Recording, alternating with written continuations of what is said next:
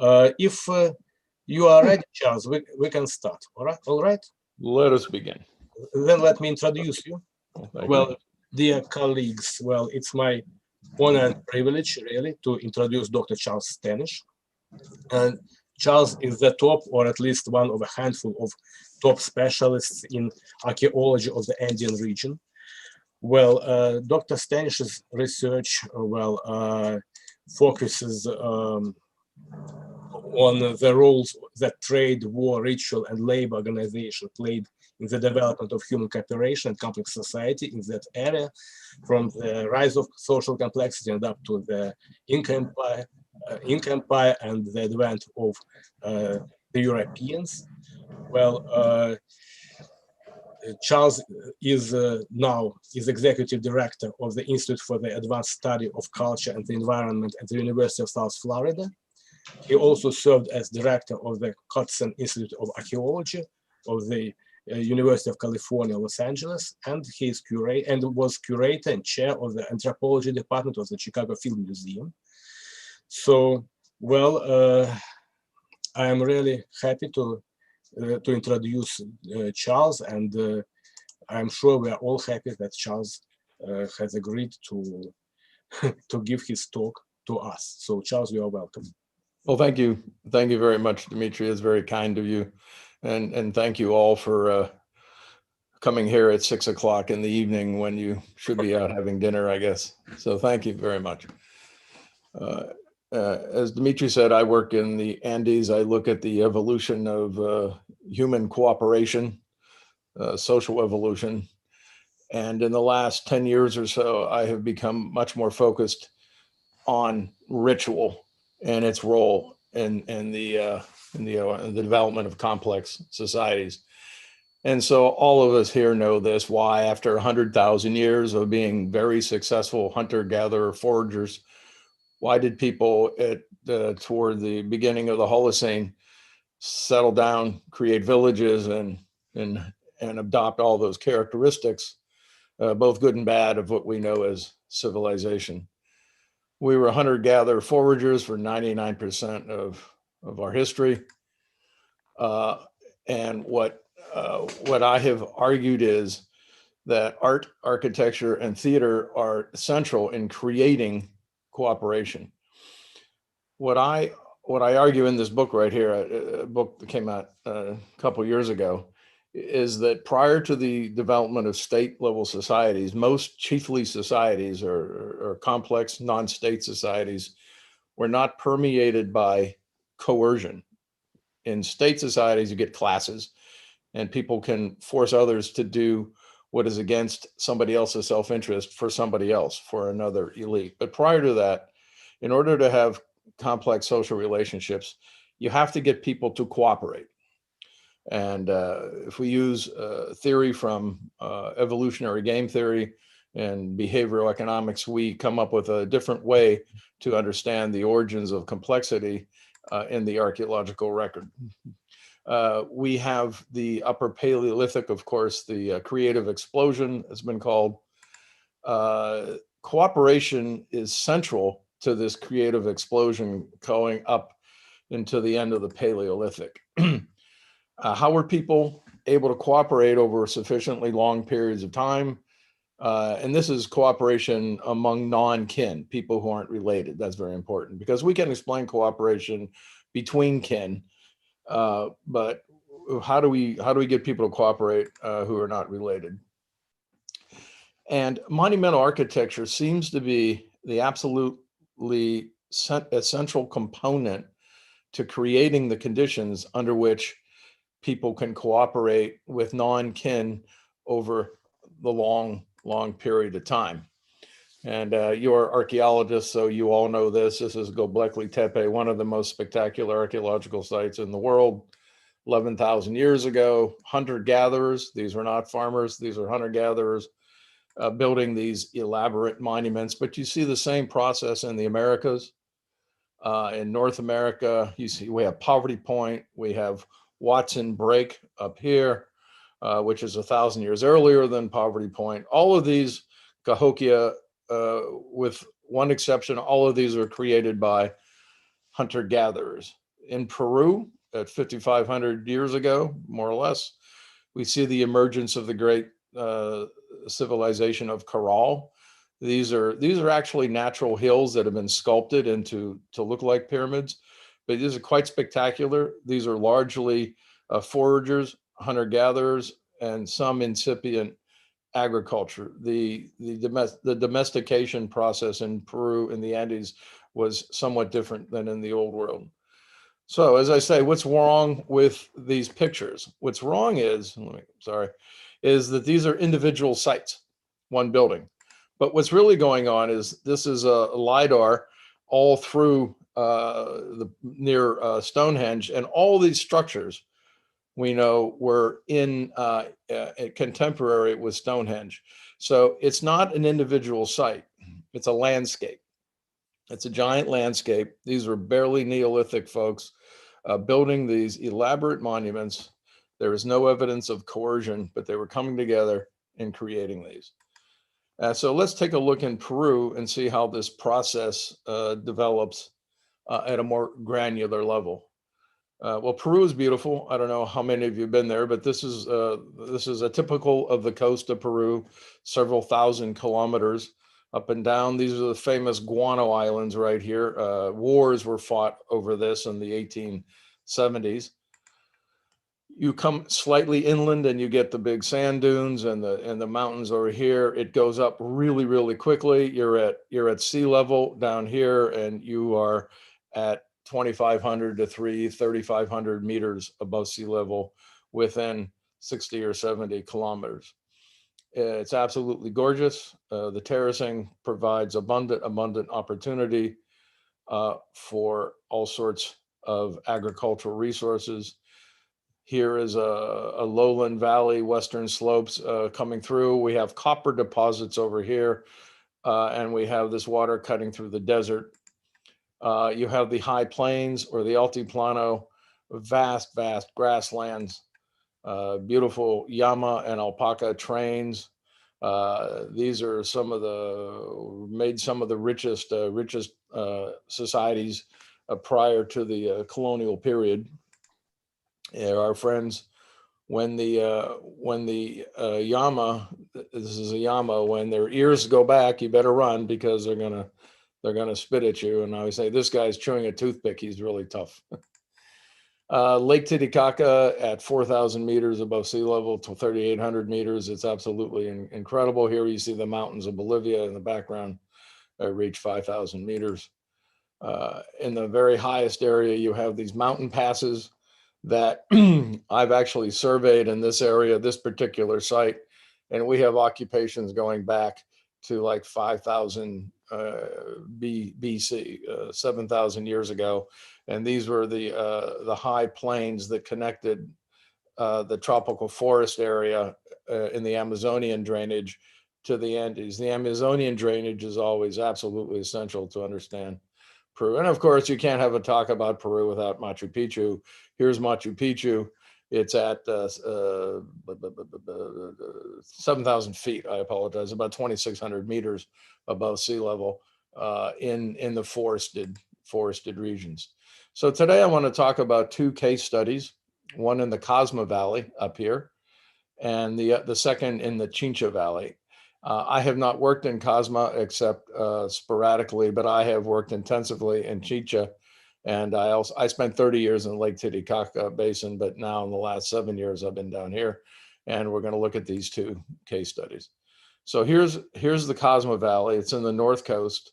You can see this valley right here. This is a very good image showing how the Andean coast is a very, very dry desert that's pierced by these, what some people have called linear oases. Very, very rich landscapes that cut through from the glaciers up here, from the glacial melt. It's actually Pleistocene waters are still trapped inside the aquifers, and they come down and they feed these rivers. Now here's a view. Here's the ocean over here, and here's a view of the Casma Valley. And the archaeological sites are always along the edge here. You can see some over here.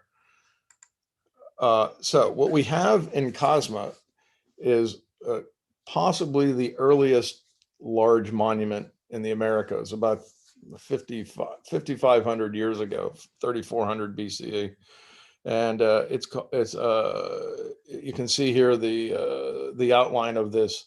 Now, clearly there were probably structures earlier than this, but this is the one that remains. And like I said, it dated to the 4th millennium BCE, makes it quite old. And here's a picture of an excavation by the Germans, Fuchs. Here's a reconstruction about 1,500 years later. You can see the 3,400 BC platform down here, and then there's one added on top. And here's a nice reconstruction by Fuchs and his people, looking at what these structures would have looked like. They would have been all painted in bright colors, probably reds, of course, and yellows and blacks. Those are the most commonly available pigments. And here you get a second reconstruction at 1600, and then this in this 4th building. So you can see that this is pretty elaborate architecture. And that was located right here in the valley. And then we have these other 2 major sites. This is known as Sechin Alto. It is conceivably the largest structure, pre-Hispanic structure in the Americas, as large as the maybe even more labor and earthen volume than the Sun Pyramid at Teotihuacan. It was founded in 2100 BC. Again, it reached its peak around 17, and it collapsed around 1000. There was a hiatus, and then it kicked back up again about 150 BCE. And you can see this down here. These are not state societies. They are agricultural societies, but they have no evidence of palaces, massive elites.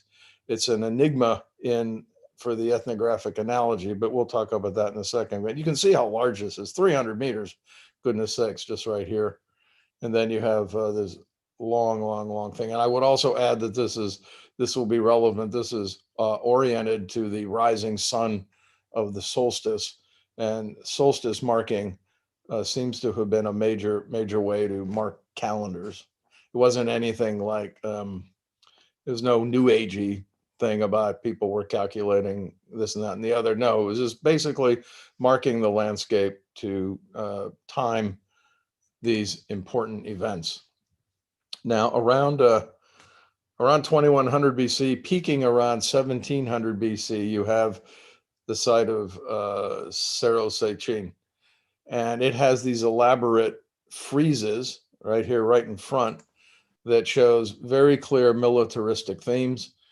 You have 93% of the figures carved in this low relief are captives, and about 7% or so are these elite. These elite this is a moche piece much later, but it shows the same kind of elite accoutrement. Here, this is a moche shield, and here we see holding the same shield. This is a 4-pointed cap. I'll show you in a second. And so this elite tradition in the Andes begins no later than around 1700 BCE. It's very, very interesting that this tradition begins. And here you see again, here's the 4-pointed cap. This is a person with his eyes open, and he's basically happy.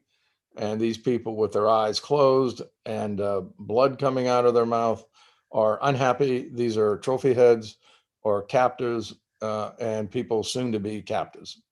Clearly shows some kind of conflict at this period, which is significant because we didn't get conflict at Corral, which is 500 years earlier. So the very earliest complex architecture is not associated with conflict, but at a certain point, conflict kicks in and you have serious competition between groups. Now here's that 4-pointed cap. This is a real cap found in a much later time period, but it's identical to this. This was found in a cave. It's original. It's Pucará period around about 100 BC. Quite amazing.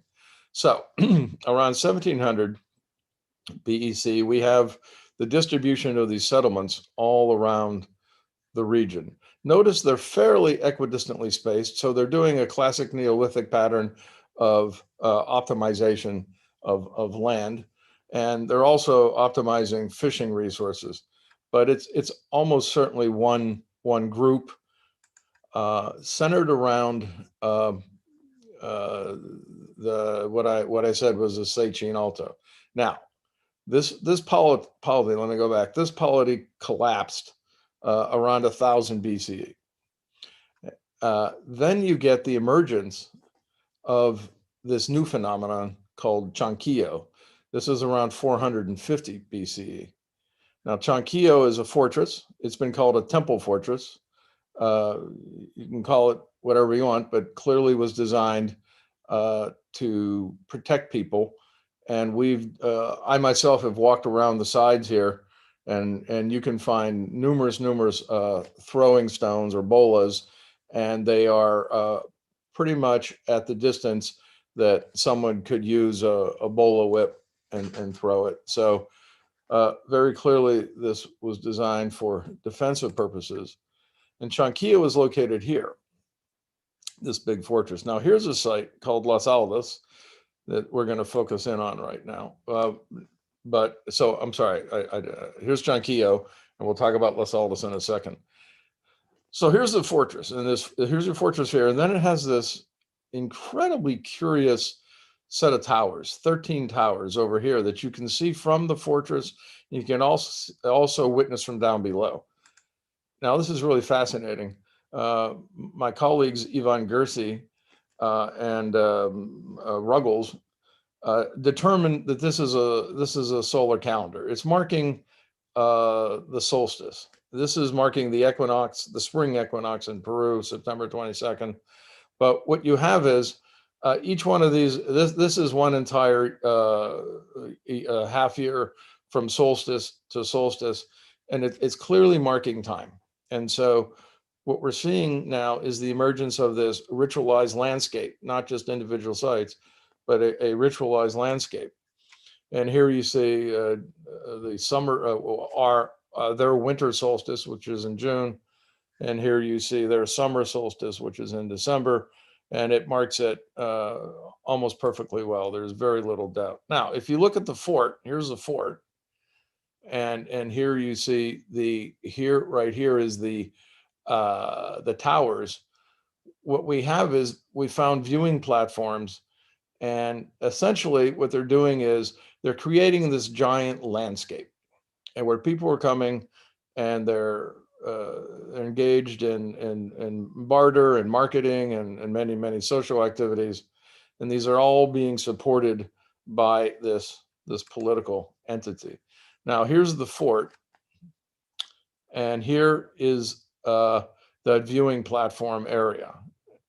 Now, there is a road here, and it goes straight to this site called Las Aldas. Again, I want to point out that this was Sechin Alto, and here it's hitting the sunrise of the solstice. And so, as I put in this slide, I've been criticized a little for maybe going a little too new agey because I'm considered more of a scientist side, but the data are the data, and it's right here.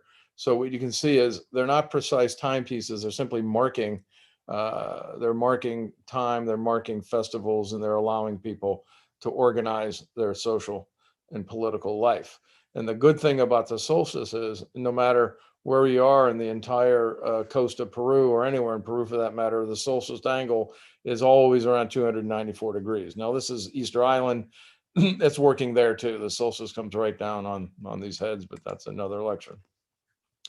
Now, if you look at this particular site called Las Aldas, you can see it here. We have occupations going back to 3,000 years ago, and it goes up to 200 BC. But throughout this entire time period, Las Aldas was never occupied. We don't have a lot of evidence of occupation, although we do have a lot of temporary structures, and we have a lot of midden that indicate its use as a pilgrimage or ceremonial center. It's way up above the villages. The fishing villages are down here. It's way up above. And you can see how it links, Los Altos is linked to the towers by this 17-kilometer road. It's really quite impressive. So standing on top here, and if we turn around, so we were on this hill, okay, and that the ocean's there, we turn around and we follow these lines, and the lines go, and they go straight to the Chanquillo. So it's at least a 17-kilometer long pilgrimage route, a processional route, call it whatever you want. And they're coming up to this site. And again, this is all non-state societies. These are complex chiefly societies, call them what you want, but they're coming toward this. And here you see these big platforms and these sunken courts. And here you can see these walls that keep going. This is what the walls look like. These are 2,300-year-old walls. They're in the desert. Nothing much happens in the desert here. There are temporary structures all over the place. They're all facing the wind. They're windbreaks. So people are coming here, they're camping, and they're moving on. Just another one looking back toward Los Altos. Right here, you see how these are lining straight up to the top, more windbreaks. It's clearly a processional path. This is bracketing the site. Here's another one that brackets the site, and so forth and so on.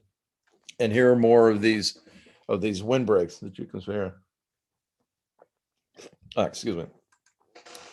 And I love this one because what you see is you see the big site of Los Altos sitting right here, and dead center is this circle of stone with these 1, 2, 3, 4, 5, 6 rocks. And you can see how they're lining up visually to this. So another fascinating thing is that here the setting sun comes right down on that sunken court. So if you're standing in this area here, the setting sun during the June solstice, just like the markers up near Chanquillo, are coming right through into the sunken court. So here you're standing here, the viewing area is another viewing area here. And so what you have is, again, just to repeat, this big, elaborate, ritualized landscape that are attracting people. So as I said, with Los Altos, there's no evidence of a permanent occupation. It was continually used as a ritual center for more than 3,000 years. Non-agricultural, closest water is 20 kilometers away, high up the beach, massive quantities of local and imported products, fish, shark, mackerel, halibut, mussels, clams. Middens have maize, probably for chicha, cotton, lucuma. Deer were present up until the 1970s, and numerous structures. This is a ceremonial center that was used heavily in ritualized feasting and all sorts of festival events. So if we look at Casma, summary, from 3400 BC, Los Altos is a religious and pilgrimage feasting site. Very little evidence of conflict. I think that's important. Around 1700, the Sechin Alto polity co-opted Los Altos as its own ceremonial center. We have lots of evidence of competition, raiding, and alliance building. And Los Altos emerged as a regional, I call it a barter market, social exchange center, and ritual center. This collapses around 1000. Los Altos returns to the status of a regional pilgrimage feasting site. People congregated, very little evidence of conflict, again. Then the Chanquillo polity arises. It's a very complex society. Again, we see competition, raiding, and alliance building. And throughout this whole time, Los Altos was this regional barter market that was used by the different peoples of the valley as a place to encourage congregation and reinforce social and ethnic ties. The whole thing collapses with the emergence of a state level society 500 or so years later. And I have a theory for the emergence of state societies in the Andes, which is they destroy all these regional pilgrimage landscapes and all these chiefly areas of congregation, as Colin Renfrew would appropriately say, and they co-opt the trade routes, and they co-opt the control of production and exchange, and they create many world systems, but that's for another talk. So let's go to the other case study down in Chincha, a few hundred kilometers away. And here's Lima, Cañete. Chincha's down here. It's in the southern coast of Peru. It's a very large valley. Pisco, the famous Pisco Valley with Paracas is here. Chincha's up here. So what we have is, looking from the ocean, here's Chincha, here's Pisco. We have a big set of geoglyphs that my team discovered about 7 years ago, and we've been working on them since. And we have a few publications. If anybody wants it, I can send them to you. And they're like this. And here you see these lines. What's fascinating is this is a solstice marker. What a surprise. You have lines everywhere. We found lines here. What we discovered is that the lines date to the Paracas period, well before the famous Nazca lines, the famous Nazca geoglyphs. And so just again to take a look. Okay, what's going on with my thing here? Okay, yeah, sorry about that. So here's the Nazca lines here, the more famous Nazca lines, and you can see how they look from the air. Giant figures for Nazca are giant figures. For Chincha, they're almost all linear, these lines. So throughout all of these lines is an area of about 40 square kilometers. We have these curious structures, and they look like this. This one here, this is a split-eyed. Actually, again, this is a solstice marker. This also is a solstice marker. We find these in pairs. We have this very curious, again, this marks solstice. So solstice marking is very important. So what they're doing is they're creating this landscape in which you have big platforms. Remember Los Altos with that big platform in front? And then you have lines, and they're converging on sites, archaeological sites. They're also playing with the solstice in U-shaped structures. And here you can see, really fascinating, this is the orange line that marks the dead center of this one right here, this U-shaped structure. This is the June 20th, so 21st, it lands right about here. And if you stand there, these are two of my students drinking beer. But what's interesting is, if you're standing where I am, or sitting actually 50 meters away, the sun will fall right on your head. All right, the sun, it melts into the environment.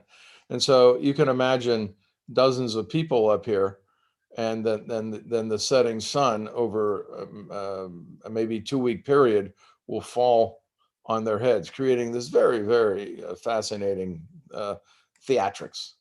So when you take all the lines and you project them out, what you see is that there are 5 major sites and 5 sets of lines, and they all converge on these lines, right? And these sites are not all contemporary. They're close, but they're all Paracas, but they're not all contemporary. So if we look at the endpoint of one of these, this one right here, PV 59, Cerro del Gentil, this is where all these lines converge, all these geoglyphs converge into this site. So we excavated them, and we found a sunken court with a plaster wall. And this site's not that large, it's only about 6 hectares. Fabulous offerings. There's a mummy offering with the baskets and gourds. Here's one of the mummies. Exquisite objects. These are baskets with a textile on top, baskets with all these fruits. There's a purple corn, famous purple corn for chicha, and you have yucca and potatoes and other Andean crops. My favorite object I've ever discovered in my life. This is a medallion made out of unfired clay with bird feathers, parrot feathers, and this rope is original, and it was basically a medallion with a bird face made out of molded clay and 2 beans for eyes, pacai beans for eyes, and it was some kind of obviously personal adornment. Fabulous. This is a skirt. You can see the size here, and these are eyes, and they're actually represent people with masks, and these are their legs. And when you wear the skirt and you move, it dances, it shimmies. So it looks like dancing in motion. So what we have at this site is the same idea of a big pilgrimage destination. People are coming from the highlands, in this case, or coming from Pisco over here, or from Cañete over here, and they're converging on this particular site right here. And on this site is a series of rectangular structures that mark the solstice, and they're probably they're stations along a pilgrimage route.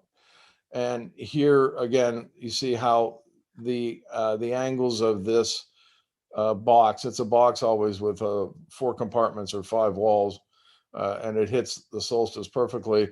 But if someone wants to get fancy, you might want to look at these angles, and and you might want to say, well, maybe there's a calendar there. I don't know. But at any rate, this is the beginning of this destination. People work their way down, and along the way, at every stop is more sites. And here's a site right here, Joan Solstice right here, Cerro Dentil over here. And this is what they were trying, the impression they were trying to give.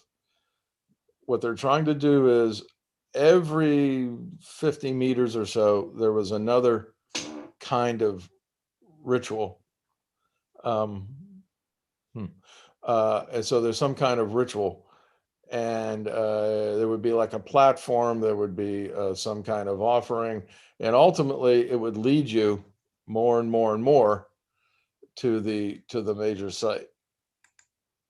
And this is a little reconstruction done by one of our authors, and you can see these lines and these pyramidal structures and people moving toward them. And these represent the hold on, where did I go? Yeah, and so I'm sorry, there's something wrong with my computer. I'll get it. Yeah, and so what these are doing is it's encouraging the evolution of cooperation. What they're doing is the chiefs, the elite, or whoever you want to call them, are setting up these big centers of attraction. People were coming in, and they were using this as a form of competitive ceremonialism. It's very much like the potlatching behaviors of the Northwest Coast U.S. Indians, or the competitive feasting of Polynesia that was documented by ethnographers for такая документированная пушка у меня. And so, but what this raises is a really fascinating question, which is, we do not have ethnographic analogies or historical analogies for sites that have massive monumental architecture, but are not state level societies, right? We have plenty of state level societies, ethnographic, but where do we have analogies for very large monumental construction, but no palaces, no evidence of major economic elite? There's always going to be a prestige imbalance. There's going to be a social elite of some sort, but we don't really know what are going on. So what you see in both valleys is this.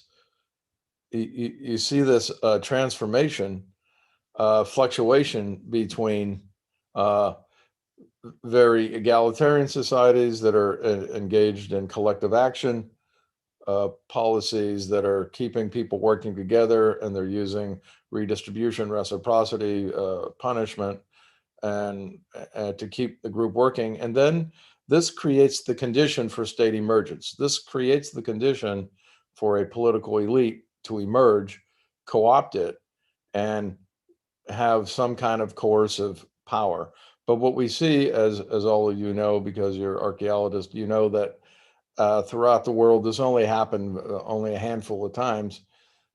people do not like giving up their authority to elites. And so what happens is you have the collapse of these systems and the reformulation along culturally similar but politically distinct lines. These just show you that to the present day, processions, pilgrimages, both very large, as you see here in Cuzco, and very small. This was one we did at my archaeological site in 1988, where we had a little, it's called a pago. It was a ritual to commence the excavations. People love it. It's a lot of status signaling. It's a lot of ethnic affinity signaling. People who know that can read the signals will be able to tell you that each one of these come from where they come from, who they are, who they're related to, just by their dress. They don't even have to see their face. They're wearing masks. But people know. So it's a fascinating set of symbols. These are Quechua folks here. They're on an island called Ticonata, and they have their festivals. Maybe a little touristy, but each one of these dresses of the women, you can tell where they're from. These floppy hats are definitely Quechua, and each one of these motifs on the textiles signals a place from where she's from. So I want to thank you and thank the Ministry of Culture in Peru, and thank you for inviting me to give this talk, and I'll be delighted to take any questions. Thank you. Well, thank you very much. So it's our pleasure to listen to you. And so, well, dear colleagues, now, well, each of us can ask Charles any question related to the paper. Please. I would say, while people are thinking of a question, I will say that when we did a study of the court where we had all those objects that we found, and we did a strontium analysis, and what we that locates where the source of the organic materials came from. And what we discovered is that the objects came from a huge area, several hundred kilometers away. About 1/3 came from local, right in the valley. Another third came from up and down the coast, but another third, including human beings, there were 7 humans offerings in there. We had potatoes in baskets and camel-led hair that came from several hundred kilometers away. So this part of this competitive feasting and ritual is to attract people to your center, and to get as many followers as possible, very similar to a Trobriand island cooler ring. Well, so, dear colleagues, any questions or comments? Or probably then I can say some. What I would like to ask is the following. So the rise of institutions, of complex institutions, and respective social norms inevitably limits individual freedom of behavior. And why within your concept, how you explain why people in the rising complex societies usually voluntarily agree to accept new institutions and norms that limit their personal freedom? Why do people agree to limitation of their freedom? And I also see that you can see also, well, there is something in chat for you, but maybe we'll first answer my question. That's a brilliant question, and that really gets at the core of a book I published a couple of years ago called The Evolution of Human Cooperation. And my argument is, after I did a thorough study of the ethnography of chiefdom societies everywhere, I came to the conclusion that almost all the ethnographic record of chiefly societies show that they do not have coercion over people, chiefs. Now, they look complex and they may call themselves chiefs. But when you dig deep into the ethnography and you read the primary sources, what you find is over and over and over and over and over again, the ethnographers and the people themselves say, they do not have authority over us. So this, I read this about 15 years ago. So then I started pondering, well, what's going on? And I didn't really have the theoretical concepts necessary to understand this because like you, like what you and I used to think all the time is that any kind of hierarchy is necessarily coercive, right? It's an old political economic Marxist tradition. I was part of that, Stewart, Adams, Smith. Any kind of hierarchy, particularly a social hierarchy, necessarily translates to a class or an economic hierarchy, and somebody is giving up something. And what I discovered through behavioral economics and then later evolutionary game theory is no, you can have hierarchy in the service of the collectivity up to around 300 or 400 or 500 people. And what I mean by that is people voluntarily adopt managers. They adopt a managerial elite that makes the decisions that are necessary to keep people from fighting. Somebody has to make the decision, right? But those positions are not entrenched. They don't have institutionalized and formal punishing mechanisms. There's no policing powers. So what that kind of organization can do is create miniature economies of scale. So if you don't have to work more, but you have to work differently. And if you can get the same group of people to work differently in a specialized labor organization, you will produce 10 times more than you would by working alone. And that's the key. Now you have a surplus, but nobody owns the surplus. So you now have 10 times more stuff than you would have if you worked alone. But how do you distribute it? And this is where the norms of collective action theory and evolutionary game theory kick in. Now, what Tim Earle and I are working on is, because he has a just opposite view, his is a political economic point of view, and that any hierarchy is by definition a control of others who have to give up their freedom. But we've now have a hybrid model that shows that collective action theory, bottom up, my idea, it kind of comes from anarchy theory a little bit, can work up to a certain point, but it creates the conditions whereby an elite can co-opt it. People need the hierarchy to create more stuff and to have a better life, because that organizes production, but at a certain point, it simultaneously opens up the opportunity for exploitation. So a dialectic is created in which you have the community need some kind of hierarchy to maintain labor and ritual and trade and all this, but at the same time, there's constantly have to be on guard not to lose their autonomy. So. Thank you. Maybe you'll read what is written in chat. So the message. Oh yeah. This is the message from Dr. Yuri Berezkin from St. Petersburg. What is? Yeah. Okay. Sechin Baho, you said possibly. Oh, okay. And the question is in Sechin Baho, you said possibly 3400 BC. Okay. Nice question.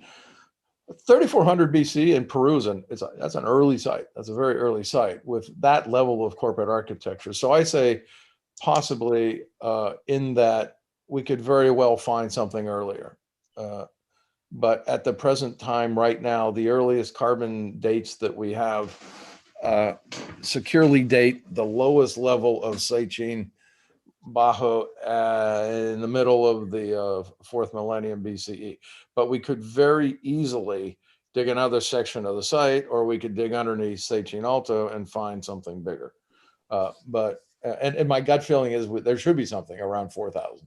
There should be something there, because that's awful complex at 3,400 not to have some kind of antecedent, but we don't know yet.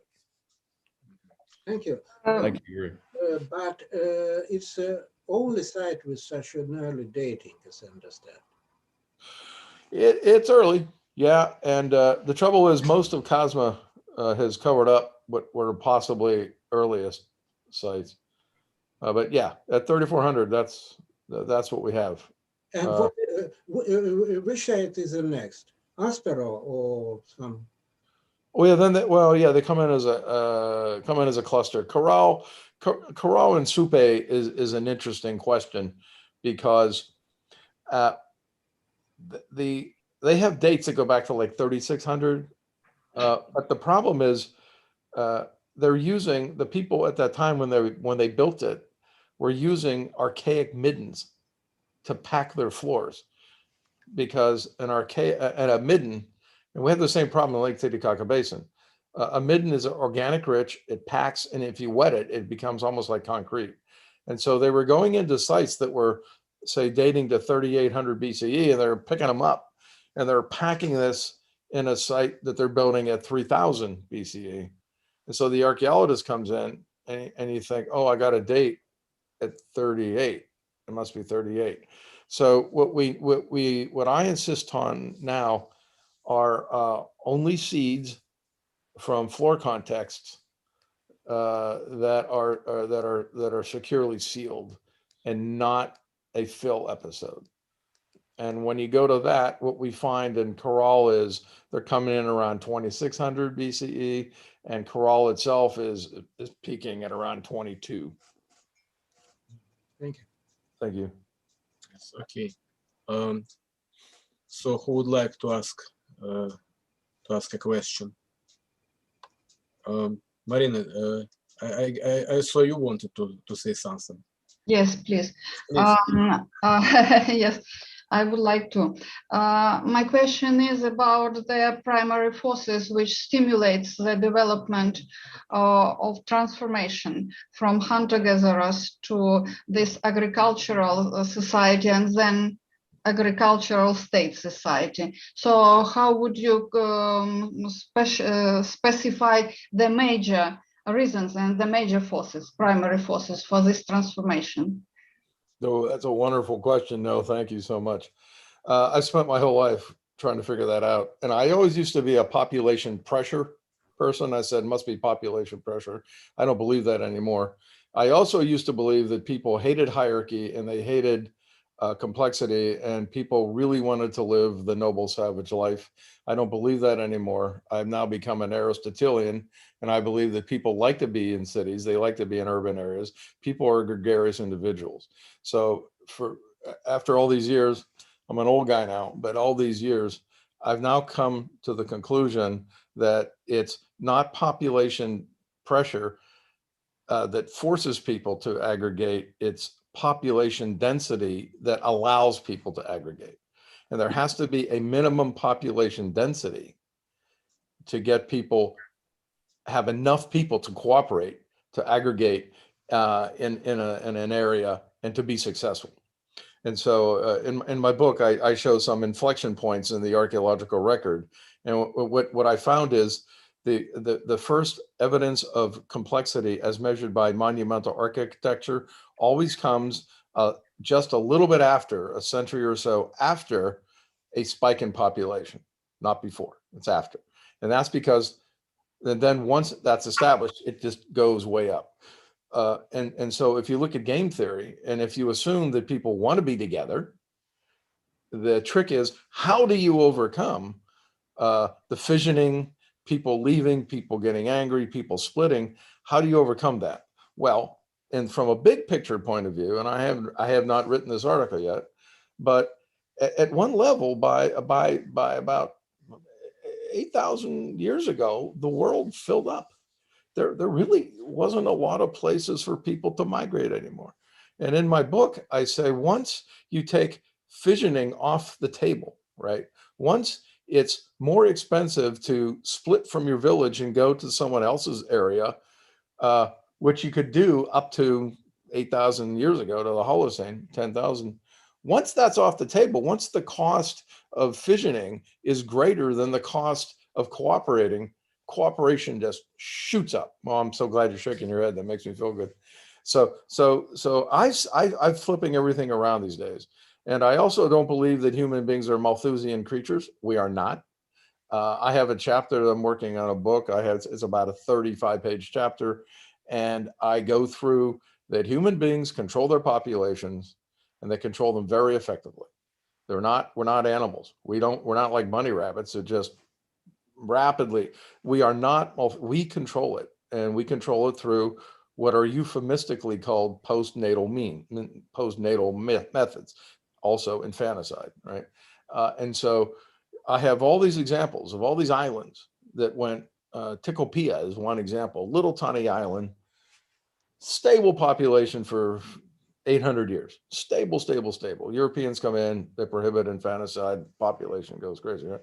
So human beings are able to control their population, but it's only when you have the conditions that allow for more and more population growth, which is more favorable to humans, that also simultaneously creates the recursive conditions whereby people can cooperate, and the benefits of cooperation outweigh the cost of cooperation, and that's the inflection point in human history. It's twice, from hunter-gatherers to some kind of chiefly societies, and then into states. States have a little bit more coercion involved, but yeah, Thank you. Thank you. So, well, any other questions or comments? Okay. So, well, if there are no other questions or comments, well, I think we should say thank you to Charles for being with us today. And thank you very much. That was really very, very interesting. And that was first-hand evidence, well, ecological evidence. So we are very grateful to you for being with us today.